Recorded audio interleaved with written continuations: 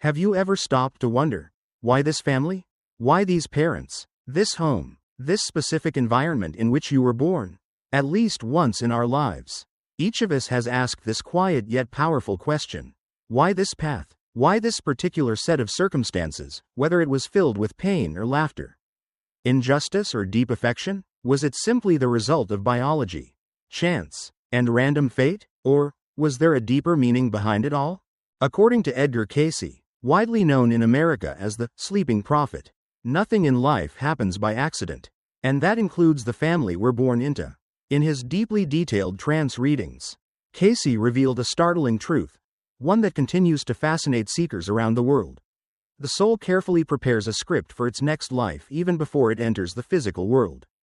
And within that divine script, the family we are born into isn't a random scene, it's one of the most important settings of all. But this doesn't mean we come into lives of ease or perfection. Quite the opposite. More often than not, we arrive in families where trials await us, where emotional storms must be weathered, where healing needs to take place. Pain, conflict, misunderstanding, even betrayal, may be part of the journey. Why would a soul choose such difficulty? Cayce had an answer. The soul chooses not comfort, but growth. He often spoke of a book of souls, a vast metaphysical record containing each individual's past incarnations. In this book, he saw that the soul selects its parents based on karmic experience. In other words, what still needs to be healed, balanced, or completed carries forward. The family isn't always a reward, it is sometimes a classroom. And sometimes, a battlefield for karmic resolution. Imagine this. A man who, in a past life, abandoned his wife and children may return in a new life as a child born into a family where the father walks out. This isn't punishment, it's a sacred opportunity. The soul returns to feel, firsthand, the pain it once caused, not for guilt's sake but for understanding. In contrast, a soul that lived with compassion and selflessness in a former life might be born into a loving, nurturing family, as a kind of spiritual gift, a result of lessons already learned. One particularly famous case from Cayce's readings involved a young boy who repeatedly told his parents that his mother wasn't his real mom.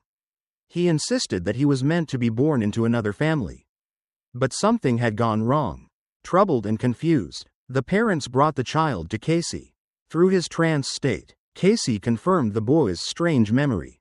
According to him, the soul had indeed been destined for a different family. But a shift in vibrations at the last moment altered the course, leading him into the family he was now part of. And still, this change wasn't a mistake. Cayce explained that the soul always ends up in the environment that best serves its current level of development.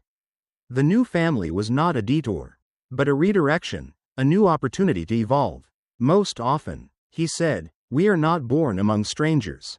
We return to those with whom we already share deep, spiritual ties from past lives.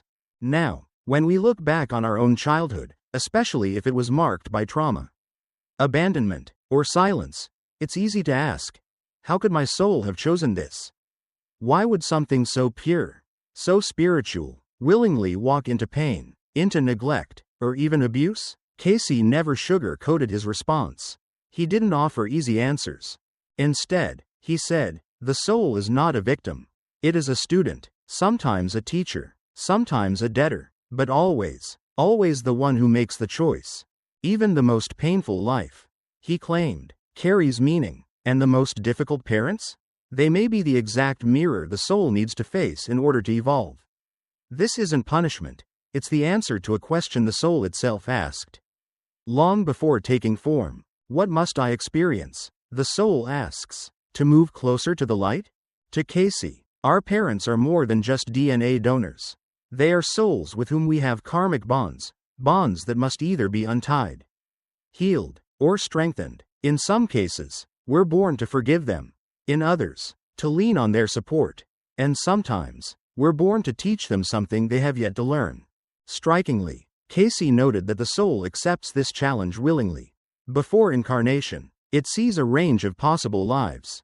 Different families, some easier, some harder. But the soul, in its deepest wisdom, often chooses not the easiest, but the most meaningful path.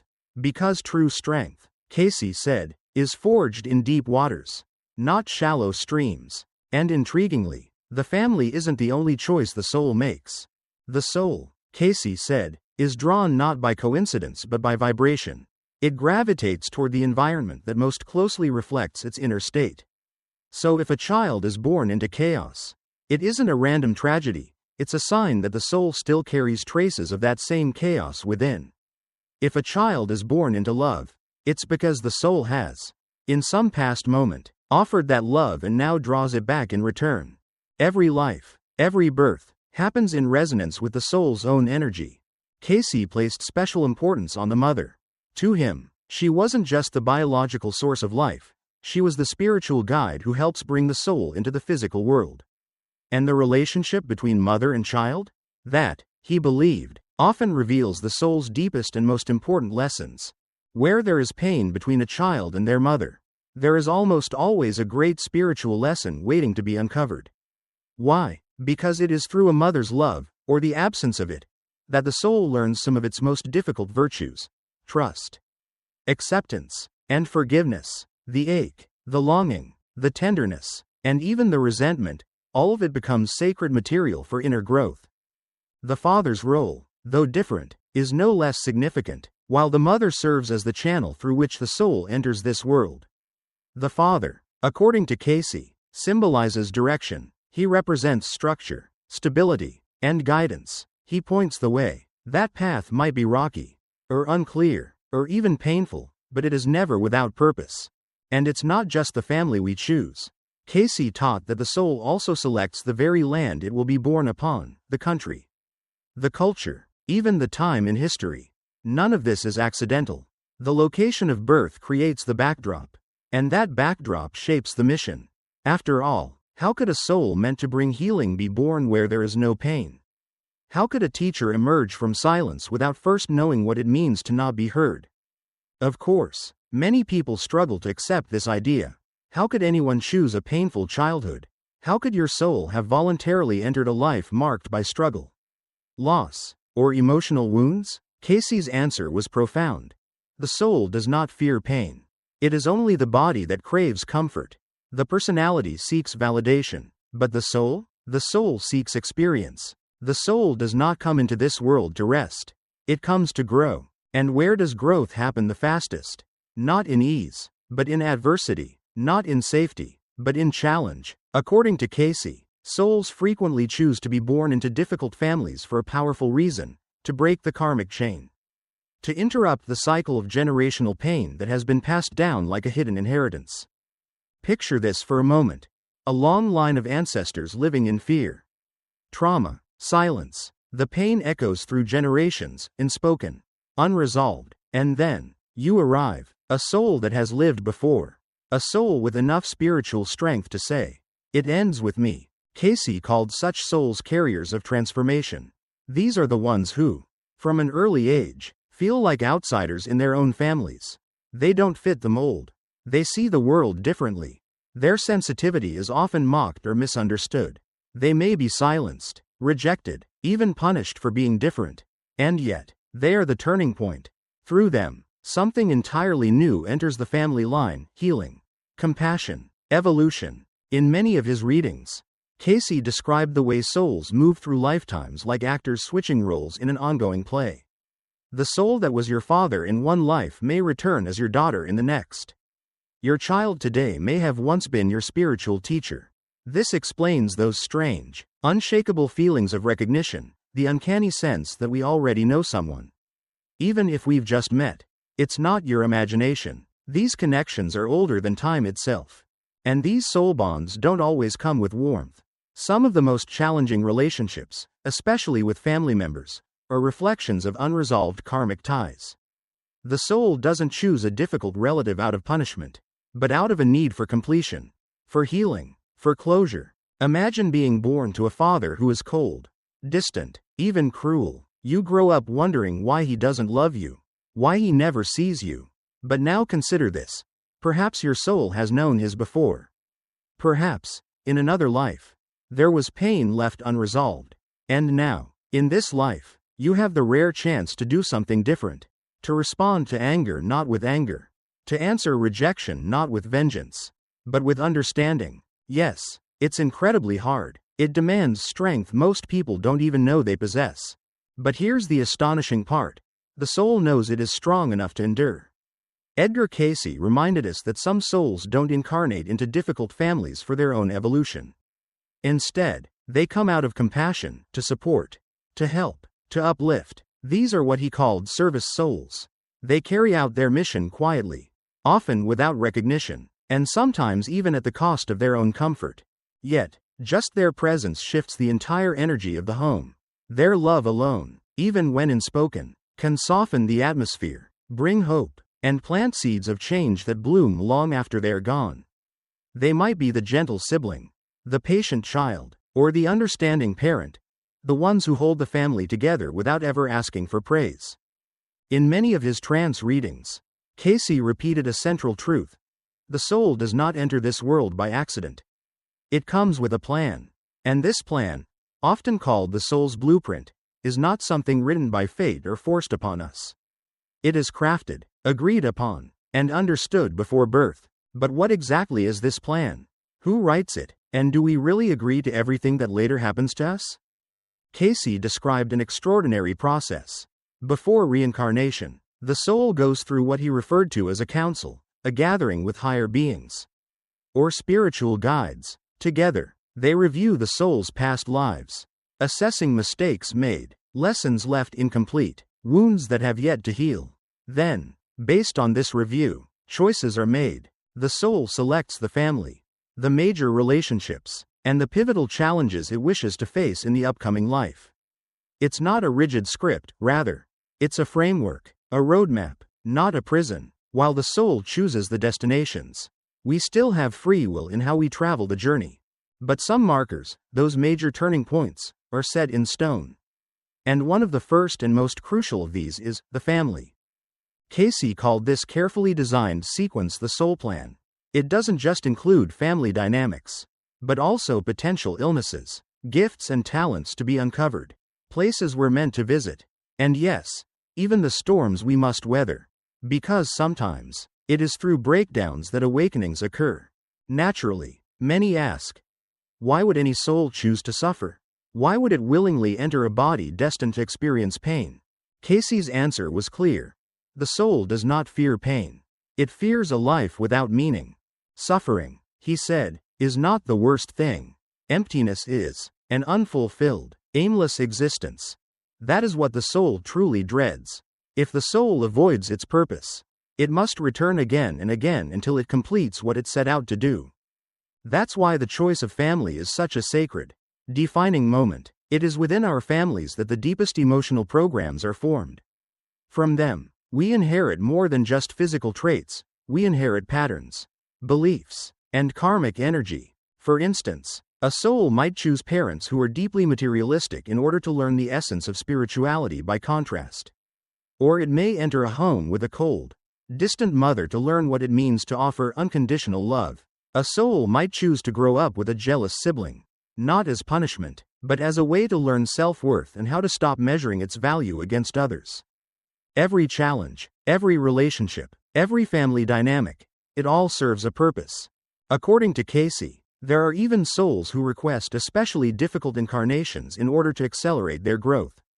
In his readings, he spoke of individuals who chose to be born into bodies with disabilities or homes filled with turmoil.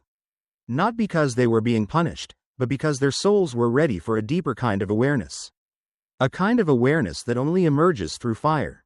Rather than asking, why me? Cayce encouraged us to ask, what is this here to teach me?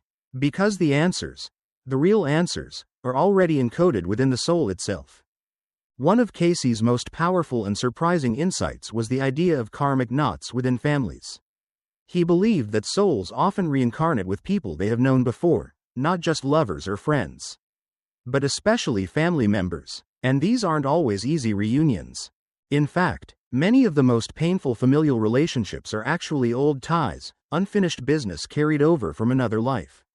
A soul may return to finally forgive someone it never could before, or to be forgiven, or to say something that was never said, or, in some cases, to let go of someone it once held onto too tightly.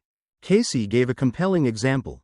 A man who was a cruel father in one life might return in the next life as the child of the very soul he once hurt. This reversal allows him to experience, firsthand, the pain he once caused, not as a punishment, but as a path to empathy and growth. In the same way, souls who were once lovers may reincarnate as siblings, not to repeat old passions, but to discover a new form of love, one that is pure, without possession or desire. At first, these ideas may sound strange, maybe even uncomfortable, but for Cayce, they were clear. No relationship within a family is accidental. Even the relatives who confuse us, frustrate us, or seem impossible to connect with may be our greatest teachers. Not to break us. That was never the point. According to Edgar Cayce, the trials we face within our families are not meant to destroy us, but to awaken something profound: inner strength, emotional depth, forgiveness, and self-respect. Sometimes, paradoxically, it is the ones who hurt us the most who crack open a door inside us, a door that would have otherwise remained sealed. Why? Because certain awakenings can only happen through fire. Some truths, some layers of compassion, only emerge when we've faced pain and chosen to rise anyway. Cayce called this the higher purpose of family relationships. Not comfort, not perfection, but transformation. He also believed something many find hard to accept. It is not parents who choose their children. It is the children who choose their parents. And often, the soul doesn't choose the best parents in the worldly sense. It chooses those through whom the exact experience it needs can be lived. For instance, a soul with high spiritual awareness may deliberately choose parents who are skeptical, cold, or completely disconnected from any spiritual path, not out of punishment, but to teach them love, deep, unconditional, soul-expanding love. Or take the opposite example. A soul that misused power in a past life might choose to be born into poverty or under oppression in order to finally learn the essence of humility. Cayce said, "We are all teachers for one another, and every role in the family is a mirror in which the soul sees its true self."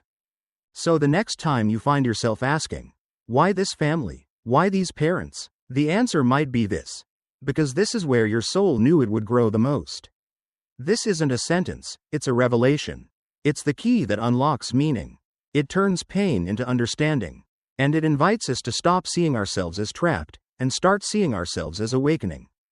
When we embrace the idea that the soul consciously chooses its family, everything shifts. It reframes our past. It softens our anger. It begins to illuminate patterns we never questioned before. And with this clarity comes power, not power over others, but power over how we live. Cayce emphasized again and again, true understanding of this truth leads a person to deep inner awakening. And what disappears first? The victim mindset. The question, "Why was I so unlucky?" begins to fade. In its place comes a far more important inquiry: what is this here to teach me? Let's be clear. This does not mean we are meant to tolerate cruelty or endure abuse in silence. Absolutely not. Cayce never suggested we should abandon our boundaries or accept mistreatment. But what he did invite us to do was seek meaning beyond the pain. To move from guilt to wisdom, from blame to understanding. When we stop seeing our loved ones merely as roles, mom, dad, brother, child, and begin to view them as souls with their own sacred journeys, something extraordinary happens. A deeper compassion begins to stir. We understand them not just for what they did or didn't do, but for what their soul might be struggling to learn or teach. Cayce once said, "None of us meet by accident, not even for a fleeting moment." And when it comes to our families, these are not just casual encounters. These are old companions, sometimes old debtors. Our relationships with them are not momentary. They are bridges spanning the river of eternity. And the moment we truly accept this, our entire perspective changes. We stop seeing our child as a project, someone to mold into something. Instead, we recognize them as a soul, here not just to be taught, but perhaps to teach us. We begin to release the weight of resentment toward our parents, not because they were perfect, but because we begin to consider, what if I asked them to be exactly this way, so I could grow through this very challenge? We begin to forgive ourselves, not because we've never erred, but because we stop seeing our journey as a trail of mistakes. Instead, we see it for what it truly is: A sacred string of experiences, each one necessary in shaping who we're becoming. Cayce was clear. Karma can be changed, but only when consciousness changes. We're born into a certain family. Yes, that's part of the soul plan. But what we do with that experience, how we respond, how we love, how we rise, that is our present choice. And once we begin to live with that awareness, we are no longer prisoners of the past. We are no longer stuck in a story someone else wrote. We become co-authors of our lives. We become souls walking together, each of us having chosen one another for this exact chapter. And why? To remember what matters most. Love, the only force that travels untouched across all incarnations. The only truth that survives every birth and every death. If this message stirred something in your heart, share it. Write in the comments. Have you ever felt that your family is more than just biology? Have you sensed a connection that goes deeper, older, wider than this lifetime alone? Leave a like if this resonated with you. Let this video reach those who are still searching for answers. And if you wish to continue this journey of self-discovery and soul wisdom together, subscribe. Because this is just the beginning.